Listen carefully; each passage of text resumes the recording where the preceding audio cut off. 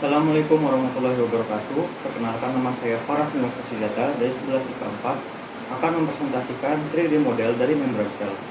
Bahan-bahan yang saya gunakan untuk membuat membran sel ada tray telur karton, kertas bekas, origami, sedotan, stik es krim, botol plastik bekas, dan cat akrilik berwarna merah.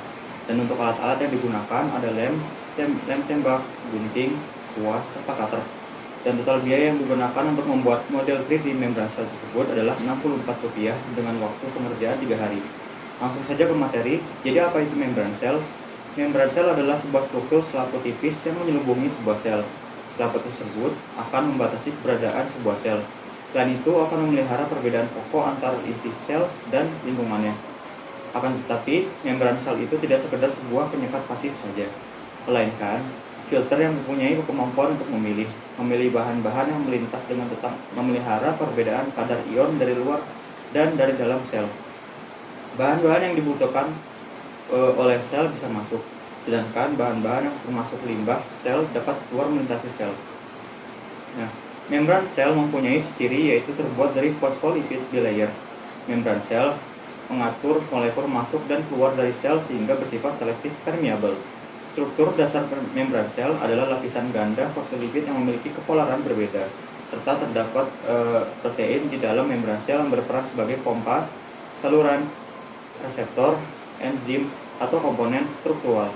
Membran sel mempunyai fungsi untuk melindungi bagian sel yang terletak di bagian yang lebih dalam, atau sebagai pembatas antar sel, isi sel, dengan bagian luar sel. Selain itu pula, membran sel ini sangat bermanfaat untuk memperkokoh sel dan mencegah sel agar sel tersebut tidak pecah.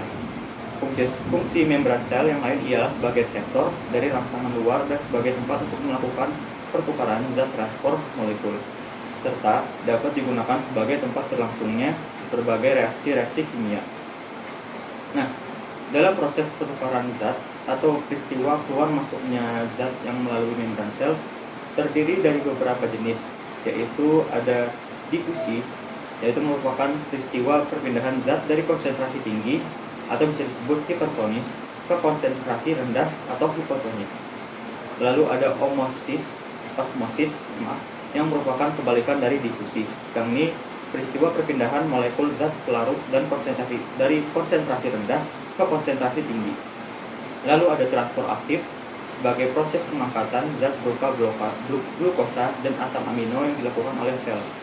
Transport aktif memerlukan energi ATP untuk melewati membran semipermeabel. Lalu ada endositosis, yaitu merupakan peristiwa masuknya suatu zat ke dalam sel akibat terjadi rasukan pada membran sel, sehingga mengakibatkan suatu zat terjebak di dalamnya. Dan yang terakhir ada exositosis, yaitu merupakan kebalikan dari endositosis, yakni peristiwa keluarnya suatu zat yang terbungkus oleh membran sel. Dalam membran sel terdapat struktur-struktur, yaitu ada fosfolipid, yaitu struktur membran sel berupa dilapis fosfolipid yang disebut dengan lipid bilayer. Bagian atas kepala bersifat hidrofilik, suka air, dan bagian ekor bersifat hidrofobik atau takut air. Fungsi lipid pada membran sel adalah untuk membantu memberikan kelumpuran membran. Kemudian protein untuk memantau dan menjaga iklim kimiawi sel, sekaligus membantu mentransfer molekul dalam melintasi membran. Lalu ada kolesterol. Kolesterol merupakan komponen lipid lain dari membran sel hewan, sehingga bagian tersebut tidak ditemukan di sel tumbuhan. Lalu ada glikopid yang terletak pada permukaan membran sel. Ia juga memiliki rantai gula karbohidrat atau bisa disebut gugus gula yang melekat. Glikopid ini berfungsi untuk membantu sel dalam mengenali sel-sel lainnya dari tubuh. Bisa dibilang glikopid ini berperan pada interaksi sel dan lingkungannya. Selanjutnya ada glikoprotein.